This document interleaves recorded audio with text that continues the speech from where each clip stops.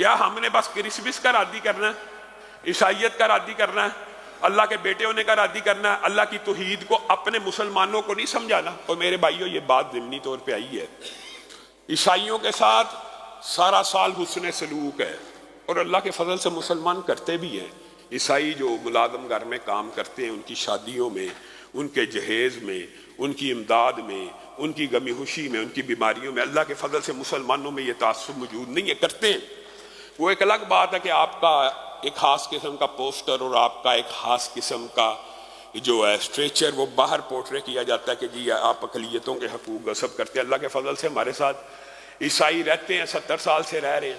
کبھی ملازم کو مالک سے، کبھی مالک کو ملازم سے، یا کوئی دفاتر میں کام کرنے والے یا اسکول کالجز میں ساتھ پڑھنے والے عیسائیوں کو مسلمانوں نے کبھی کسی قسم کی تکلیف نہیں دی۔ لیکن میرے بھائیوں یہ جو تعلق ہے اقلیتوں کے ساتھ، یہ پورے سال کے لیے، اس کا اظہار پورا سال ہونا چاہیے، خاص طور پہ ان کی عید کے، ان کے تہواروں کے اوپر ان سے اجتناب کرنا چاہیے۔ تہواروں کے علاوہ پورا سال، اور یہ رسول اللہ صلی اللہ علیہ وسلم کی متعدد احادیث ہے کہ جس نے معاہد کے ساتھ، یعنی جس کے ساتھ معاہدہ ہوا ذمی کے ساتھ، اور اس کے ساتھ یہ متعدد احادیث ہے جن کا مفہوم ہے اگر ذمیوں کے بارے میں بھی آپ نے کوئی ایسی حرکت کی جو خلاف شریعت ہے تو آپ جنت کی خوشبو نہیں پائیں گے۔ یہ مسلمانوں کی ایک اصول ہے، اخلاقی ضوابط ہے۔ لیکن ان اخلاقیات کا تعلق یہ ہے کہ آپ ان کو ہیپی کرسمس کہیں، آپ ان کو عید کی مبارک دیں، آپ نے ان کی مدد کرنی ہے، آپ شروع دسمبر میں کر دیں، جنوری آئے کر دیں، فروری آئے کر دیں۔ خاص طور پہ کفار کی عیدوں کے دنوں میں ان کو مبارک دینا اجماع امت ہے، اجماع امت، یہ کسی فرقے کا مسئلہ نہیں ہے۔ وہ الگ بات ہے متجددین ہر فرقے کے جو ہیں کوئی نئے نکلیں جی اس میں جی حرج کیا ہے جی اس میں جی ہم نے، وہ جب مسلمانوں کو عید مبارک کہہ دیتے ہیں تو وہ اللہ کو تھوڑی مان لیتے ہیں۔ آپ کہتے ہیں جی کرسمس کو کی مبارک دینے کا مطلب یہ ہے اللہ کے ہاں جی بیٹا ہوا اس چیز کی مبارک۔ اور میرے بھائیو،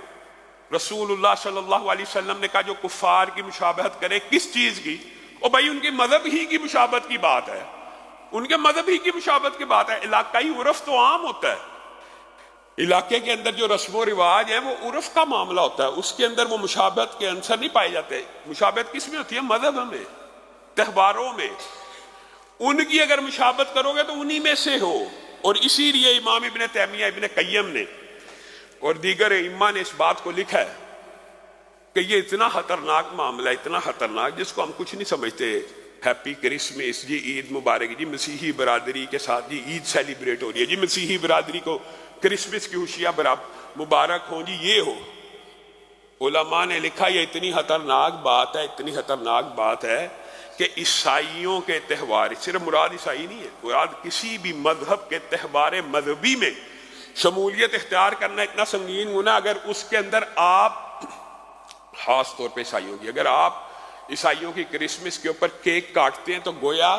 آپ نے خنزیر کو کاٹ دیا ہے۔ اب بتائیے کیک کاٹنے کو علماء یہ کہہ رہے ہیں، حتیٰ کہ تربوز کاٹنے کے بارے میں بھی ہے کہ وہ بھی ایسے ہی ہے جیسے آپ نے خنزیر کو کاٹا ہے۔ وجہ یہ مشابہت کفار ہے۔ بالفرض آپ کو یہ لاجک نہیں بھی سمجھ آتی، حقیقت یہی ہے کہ آپ ان کو مبارک دیتے کہ اللہ کے ہاں بیٹا پیدا ہوا، آپ کو اس چیز کی مبارک ہو، حقیقت یہی ہے۔ لیکن اگر کوئی یہ بات کہتا ہے جی اس سے مراد یہ نہیں ہوتا جی اگر آپ کی عید کے اوپر وہ مبارک دیں تو ہماری عید میں تو رمضان کی خوشی میں ایک عید آتی ہے، ایک حضرت ابراہیم کی قربانی کے حوالے سے آتی ہے۔ آپ نے کسی عیسائی کو دیکھا ہے کہ مسلمانوں کی بڑی عید کے موقع پہ آپ کے ساتھ مل کے بکرا ذبح کر رہا ہو؟ لیکن آپ ہی کے اندر یہ ایسی جرت پیدا ہوئی ہے آپ ان کے ساتھ کیک بھی کاٹیں گے، آپ ان کی، بھائیو پورا سال اچھا سلوک کرو، پورا سال کرو، کوئی اعتراض نہیں، لیکن مذہبی تہواروں کے اندر شمولیت، اجماع حضرت عمر کے اقوال، یہ مستقل ایک موضوع ہے، حضرت عمر کے، حضرت ابو بکر کے، صحابہ کرام کے، آج تک امت کے اندر، آخر انہوں نے بھی فتوحات کی تھی، اگر ان کے دور میں بھی یہ تہوار آتے رہے، ان کو نہیں تھا اسلام کا مطلب سمجھ آیا۔ آج کا متجدد جو ہے، آج کا جو اپنے آپ کو زیادہ مسلمانوں سے بڑھ کر مسلمانوں کا جو ہمدرد بنتا ہے جی، یہ جی امپریشن کیا پڑے گا، جی کیا امپریشن پڑے گا؟ ان کی خوشی کا تہوار ہے، ان کے مذہبی تہوار ہیں، ان کے ساتھ ہم پورا سال اس میں سلوک کریں گے، کوئی فرق نہیں پڑے گا۔ اگر ایک دن آپ ان کو مبارک نہیں دیں گے تو ہرگز یہ مبارک بادیں دینا، یہ ان کے مذہبی تہواروں کے اندر شمولیت کو اختیار کرنا۔ اور اللہ رب العزت کے حوالے سے میں نے اور آپ نے اللہ رب العزت کا صحیح وما قدر اللہ حق قدری، اللہ کا قدر کوئی نہیں کی اور اللہ کو سمجھا بھی کچھ نہیں۔ حقیقت یہ ہے کہ اللہ رب العزت کی ذات کا کچھ نہ کچھ ادراک اگر مخلوقات میں سے کسی کو ہے، انبیاء کے علاوہ کی بات ہو رہی ہے، تو وہ فرشتوں کو کسی حد تک ہے، کیونکہ بعض احادیث اس بات کے اوپر دلالت کرتی ہیں کہ اللہ رب العزت جب کوئی عام حکم بھی جاری کرتے ہیں آسمانوں کے اوپر سے، عام حکم یعنی مراد وحی ہے، جب اللہ تعالیٰ ارادہ کرتے ہیں کہ وحی نازل کی جائے تو آسمان کے اوپر آواز آتی ہے، اس آواز کی بھی حدیث میں، اس ساؤنڈ کی بھی حدیث میں وضاحت موجود ہے کہ جیسے صاف پتھر کے اوپر کوئی زنجیر گھسیٹے تو جس قسم کی آواز آ رہی ہوتی ہے، اس طرح آسمان پہ آوازیں آتی ہیں۔ ان آوازوں کو سن کے فرشتے، متعدد احادیث ہیں، بے سدھ ہو جاتے ہیں، بعض روایات میں آتا ہے بے ہوش ہو جاتے ہیں، بے ہوش ہو جاتے ہیں۔ کس وجہ سے؟ اللہ کے خوف کی وجہ سے۔ اور ایک ایک فرشتہ آپ اور میرے جتنے قد کا سائز کا نہیں ہے، عرش کے 8 میں سے صرف ایک کا تذکرہ رسول اللہ صلی اللہ علیہ وسلم نے کیا ہے کہ سر عرش کے نیچے ہے اور پاؤں 7 زمینوں کے نیچے جا چکا ہے۔ اتنا طویل القامت ہے کہ ارب سال گزر جائیں، روشنی بھی اس کے جسم کی پیمائش کو پار نہیں کر پاتی۔ اتنے بڑے فرشتے ہیں کہ آسمان کے اوپر سجدہ کرتے ہیں تو آسمان کی چولیں ہلنا شروع ہو جاتی ہیں، اور جبریل ان کے سردار ہیں۔ اللہ جب وحی کرتے ہیں تو فرشتے بے ہوش ہو جاتے ہیں، خوف سے،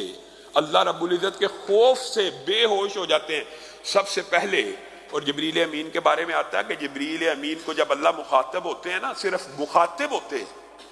آپ کو اور مجھے 6000 سے زائد مقامات پہ خطاب، کوئی اثر نہیں، اور جبریل امین سے صرف خطاب کیا جا رہا ہے، مخاطب کیا جا رہا ہے، تو جبریل امین ڈرتے ڈرتے اللہ رب العزت کے خوف سے کپ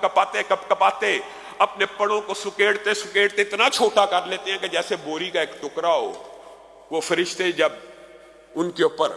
خوف، غم، دہشت کاری ہو جاتی ہے تو سب سے پہلے جبریل ہوش میں آتے ہیں اور فرشتوں کو کے پاس آ کے، جب وہ فرشتوں کے پاس آتے ہیں، حدیث میں الفاظ ہے کہ فرشتے جبریل کو پاس دیکھ کے کچھ ہوش پکڑتے ہیں، کچھ ہوش میں آتے ہیں۔ یہ اللہ رب العزت کی ایک وحی کی کیفیت ہے، ایک وحی نازل ہو رہی ہے، اس کے خوف سے فرشتے بے سدھ بے ہوش پڑے ہیں۔ جبریل امین آتے ہیں، ان کو کچھ ہوش آتی ہے، کہتے ہیں اے جبریل اللہ نے کیا فرمایا؟ جبریل کہتے ہیں اللہ جو فرماتا ہے حق فرماتا ہے، جو فرماتا ہے حق فرماتا ہے۔ فرشتوں کو کچھ ہوش آتی ہے، کچھ ہوش پکڑتے ہیں، پھر اس وحی کو جبریل امین نے جہاں لے کے جانا ہوتا ہے لے جاتے ہیں۔ آپ اور میں، ہم نے اللہ کی کیا قدر کی؟ ہمارے لیے مخلوق کو اللہ سے ملا دو، مخلوق کو اللہ سے بڑا کر دو، مخلوق کو اللہ کے اندر تصرفات میں شریک کر دو، ملکیت میں شریک کر دو، جز بنا دو، اللہ رب العزت کا حصہ ہی بنا دو، اللہ کے نور کا ٹکڑا ہی بنا دو، جو مرضی کر لو۔ اور ہم اعتراض کرتے ہیں عیسائیوں کے اوپر کہ انہوں نے اللہ کا بیٹا کیوں کہہ دیا؟ بھائی اللہ کا بیٹا کہنا جس طرح غلط ہے اسی طرح اللہ کہنا بھی غلط ہے، برابر کی بات ہے، بلکہ اس سے بھی بری بات ہے، لیکن ہم جو اس سے بری بات ہے اس کی طرف نہیں غور کرتے۔